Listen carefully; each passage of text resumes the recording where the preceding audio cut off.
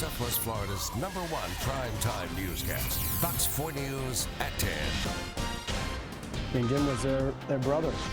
I mean, their teammate, their brother, their friend.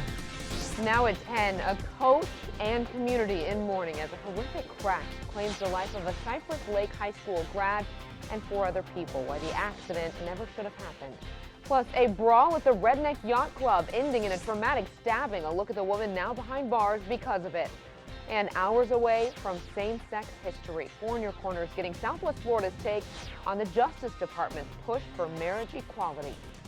Good evening, and thank you for choosing 4 in Your Corner. I'm Kelly Stegeman. We start tonight with a fiery wreck overnight in Tampa that shut down a major highway and killed 5 people. 4 of those, including a Fort Myers man, were fraternity brothers at the University of South Florida. Late last night on Interstate 275 in Tampa, an SUV going the wrong way hit the car the college students were traveling in, killing them and the driver of the SUV. A former wrestling star at Cypress Lake High School was one of those killed, and tonight his former teammate and coach is gathered to remember him. Jim was their brother. I mean, their teammate, their brother, their friend. Cypress Lake's wrestling coach Paul Rothenberg gathered with former teammates and friends of 20-year-old Imtiaz Ilyas, who also went by Jim. Never stopped, and that was kind of his spirit. Like his photo hanging in the wrestling room suggests, Jim was a man to remember. And really matured from being an annoying freshman to his senior year, 2-time state place winner. Jim graduated in 2012, but he and Rothenberg remained close. In fact, they talked hours before the fiery crash, as Jim offered support for his underclassmen in the regional wrestling tournament this weekend. Even since he graduated, coming back and helping with the high school guys and the little kids, and just that growth and maturity that he's shown, it was amazing. Even though Jim was 2 hours away at the University of South Florida in Tampa, he wasn't far from wrestling. He did so much for the program, and wrestling did so much for him. Social media also mourning Sigma Beta Rho, the University of South Florida fraternity who lost not only Jim but 3 other members, released this statement via Twitter saying, "Thank you everyone for sharing your strength and support. We ask that you keep our 4 fallen brothers and their families in your prayers." Now, as the Cypress Lakes wrestling team looks to state this weekend, the memory of Jim will be going too. And Jim wouldn't want those guys crying about him and wrestling poorly. He'd want him up on the wall with his picture. Well, tonight, the fraternity has set up a page to raise money for the families of the 4 men. They've already raised, in just hours, more than $7,000. If you would like to help, just head to our website, fox4now.com, and click on the big red 4. Tonight, we are learning more about a fatal single-car crash in Lehigh Acres that shut down roads for hours last night. It happened shortly before 9 on Milwaukee Road. The Florida Highway Patrol now says 28-year-old Johnny Lee Medina was heading east on Milwaukee when his car spun out of control on the shoulder of the road. The car then flipped over, throwing him out. He wasn't wearing a seatbelt at the time. Emergency crews pronounced Medina dead on the scene. No one else was in the car. New at 10, Lee County deputies are investigating a fatal crash in North Fort Myers. It happened late last night on Del Prado Boulevard near Barbie Lane. Deputies getting a call about a vehicle upside down in a ditch around 10:30. Deputies later concluding that 69-year-old Carlos Arroyo lost control of his car on Del Prado and then ran into the ditch. Arroyo was eventually taken to Lee Memorial, where he was pronounced dead. And deputies don't know exactly how long the car was in the ditch. 2 more people are dead after a helicopter crashed in the Panhandle just south of Tallahassee late last night. Authorities say the private helicopter's blades clipped some trees before going down in a marshy, wooded area. The pilot and 1 passenger were killed. A 2nd passenger survived and remains in the hospital. Investigators say the 3 were flying back to Tallahassee after visiting a restaurant near the Gulf of Mexico. An evening of fun taking a dangerous turn for the worse as a woman was rushed to the hospital from the Redneck Yacht Club after being stabbed multiple times last night. Charlotte County deputies have since arrested this woman you see here, 19-year-old Jessica Hess, in connection with the stabbing. 4 Your Corner's Chris Day was at the scene shortly after it happened and joins us live in the studio. Chris.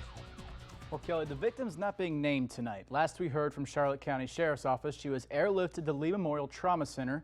And now you may recall incidents like this are nothing new to the Redneck Yacht Club. In the early hours Sunday morning, the blue and red lights of law enforcement flashed just inside the Redneck Yacht Club. Charlotte County Sheriff's Office telling Fox 4 a young female came to the front gates after being stabbed multiple times. Deputies were already on scene working security, and after calling in the incident, the search began for the attacker. That's when they found 19-year-old Jessica Hess. She was injured, taken to the hospital, and then arrested for aggravated battery with a deadly weapon. Officials with the Redneck Yacht Club declined to go on camera but released a statement that says, in part, on Saturday night, 2 women had an altercation inside park grounds. This led to a medical emergency. Our park EMS and security worked quickly to help Charlotte County and emergency medical personnel get to the injured and assist them as quickly as possible. With big trucks and treacherous terrain, EMS is no stranger to the club. In May of 2012, Charlotte County Commissioner Bob Starr had this to say. I believe the Redneck Yacht Club is out of control. EMS Director Dennis Didio said that they have more calls out there than they do anywhere else in the county. And after that story aired, commissioners met to discuss the safety concerns at the club, but seeing as it is private property, no changes were made. This latest call just adding to the growing number of flashing lights at the Redneck Yacht Club. EMS officials tell us along with this incident, they were also called out to the club for someone run over by a truck.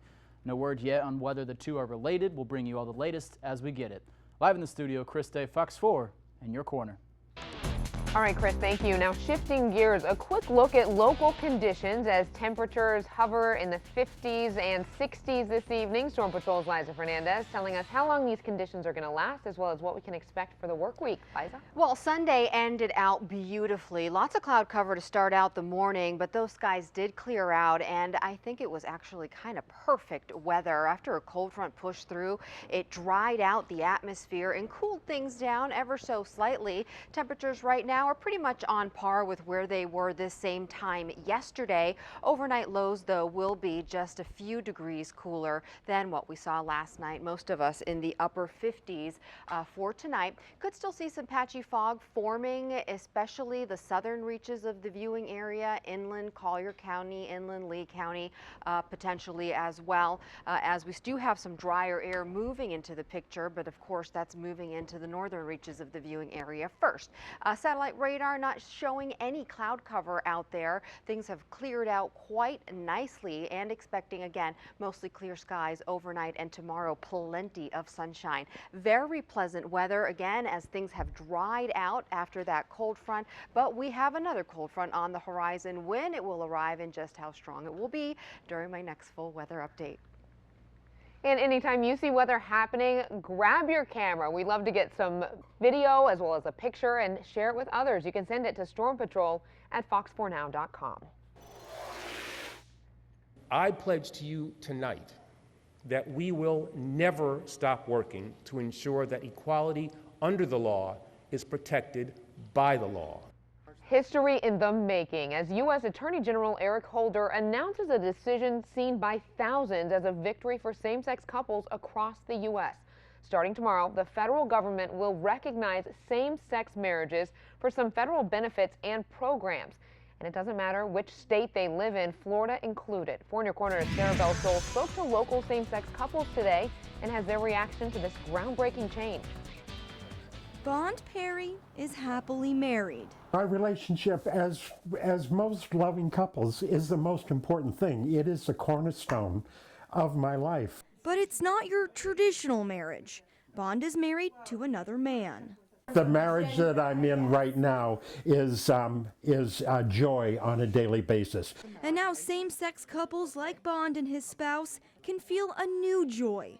Legally married same-sex couples will now experience some of the same federal privileges heterosexual couples do. It's amazing. I never thought that I would see it. Under the new directive issued by U.S. Attorney General Eric Holder, the Justice Department will no longer object if gay or lesbian partners refuse to testify against their spouses in federal court. Same-sex couples will also be recognized as equal to traditional marriages in matters like bankruptcy, prison visits, and survivor benefits. Now, these initial changes will positively impact the lives of so many throughout the nation. All of these steps forward are worth celebrating. This ruling has a lot of power behind it, and it's about time. Reverend Margaret Beard is the minister at All Faiths Unitarian Congregation, which has always welcomed same-sex couples with open arms. It's very simple for us. We believe that all people have inherent worth and dignity, and that most of all, there's no exceptions to that. The privileges will be extended to same-sex couples even in states like Florida that don't recognize their marriages, as long as they were legally married in another state. Sarah Belsol, Fox 4 in your corner. The Justice Department's policy change will also extend benefits to same-sex couples who benefit from federal programs like the September 11th Victim Compensation Fund, Radiation Exposure Compensation Program, and to the families of police officers and firefighters who receive benefits from the Public Safety Officers Benefits Program. But the new benefits do have limitations. In the states where same-sex marriage is not recognized, the new policy will only apply where the U.S. government has jurisdiction. An emotional day 3 inside a Florida courtroom. And what did the defendant say? Oh, I hate that thug music. Coming up, we're taking a look back at the testimony inside the loud music murder trial that's making waves across the nation. Arguably one of the most controversial fights in history, getting the axe. What led to a boxing promoter's choice to end George Zimmerman's celebrity match. But first, you saw him cross the Grand Canyon. Now you can see him closer to home, where Daredevil Nick Wallenda accomplished his latest high-rise stunt. Next. From Southwest Florida's news source, News with Kelly Stackelman and your Storm Patrol weather forecast with Liza Fernandez. This is Fox 4 News at 10.